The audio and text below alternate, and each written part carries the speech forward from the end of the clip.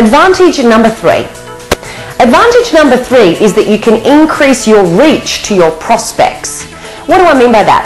Well, basically, most people in traditional business, whether it be coaching, consulting, or bricks and mortar businesses where you're selling a product or a service, most people will sit down with a speaker, most people will sit down with a prospect rather, and they will try to close that sale one-on-one. One of our students, Michael Clarinar, realized that he could accelerate his conversions by getting many prospects in a room at the same time and making one sales presentation. By doing that, he was able to increase his reach to his prospects, close more sales, and then fill his funnel for people who were just about ready to buy. He then closed one-on-one. However, he was able to accelerate the whole process much more quickly by getting them in a room together and presenting the information all at once. By doing that, he was able to leverage his time and leverage his reach to his prospects. So how can you leverage your reach to your prospects? Leverage your time by spending less time presenting your information to a room full of people rather than sitting down and having to do it one at a time and time again. It's just not smart. If you're very good at what you do, you have to learn to become a speaker, because otherwise you are always going to be tied up by your time.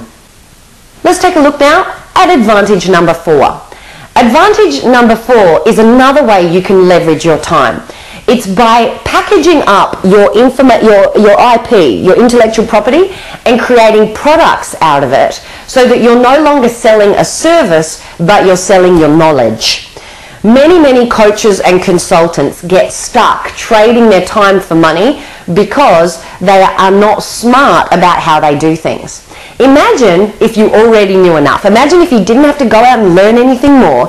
If all we did was package up what you have in your head and create products out of that, whether they be webinar series or CD sets or DVD sets or video trainings, just like I'm doing here with you now. Imagine if we took that information, packaged it up into a product, and then sold that product. I bet there's some things that you teach or that you have to explain to your clients in your business, which every time you sit down with a new client, you have to start again from scratch. True?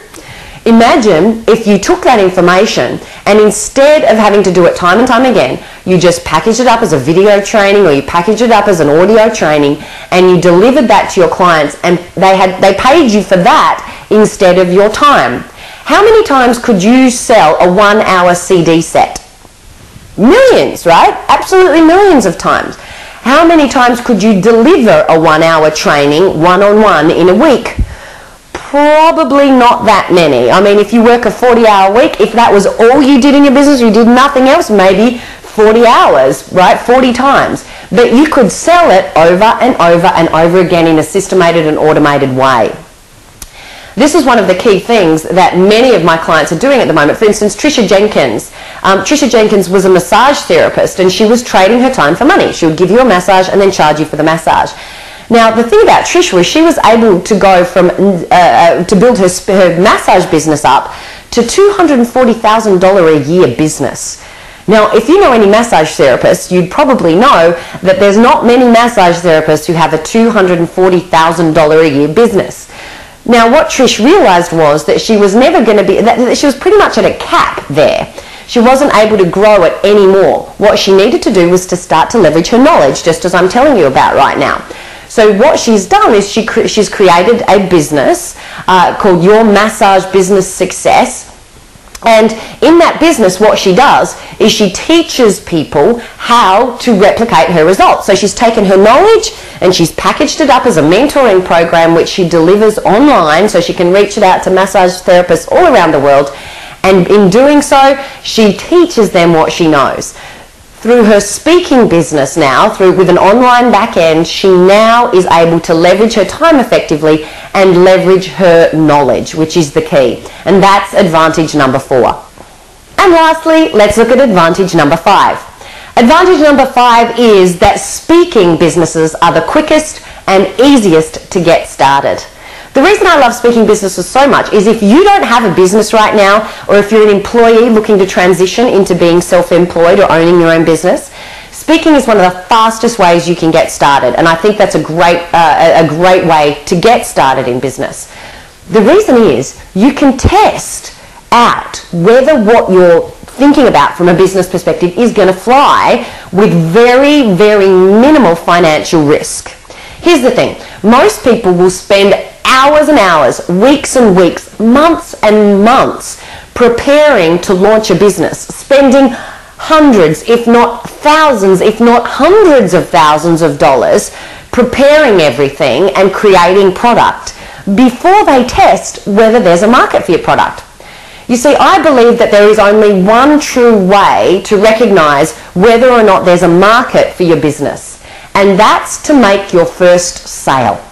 All of the surveys and all of the market research in the world is only going to give you an inkling about whether or not your product might fly.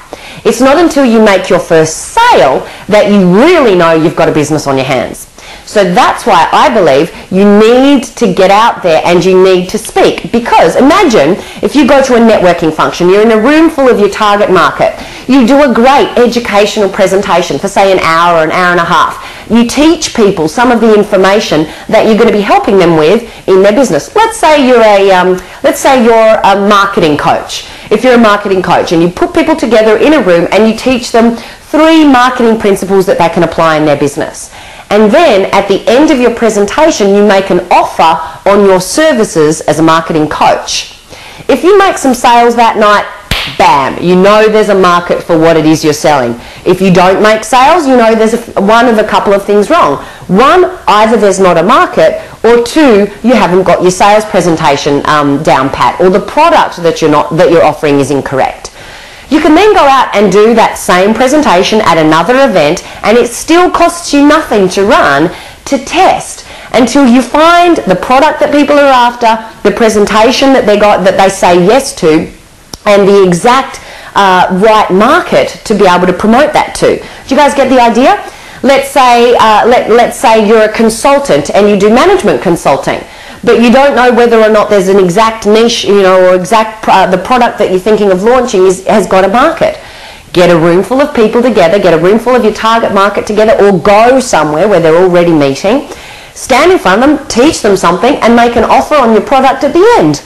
If you make sales, yes, there's a market. If you don't make sales, well, there's no point going out and spending time creating the product. Because if you spend time creating a product that you can't sell, all you've got is a garage full of CDs or books or audios or DVDs that you can't sell. So that's one of the reasons I love speaking, is because you can get started quickly and easily in the business without having to risk a whole lot of money until you find out whether or not there's a niche. Do a presentation, make an offer. If you close a sale, there's a market for your products. So they're the great advantages to using speaking to build your business. But there's a number of mistakes that people make when they try and use speaking to build their business that I really don't want you to fall into. Now I'm just going to go over them quickly here, and over the course of the next few weeks, you're going to be seeing some videos from me where I'll go into each of these in a bit more detail. So keep your eyes out for those. But I just want to flag a few of them to get started.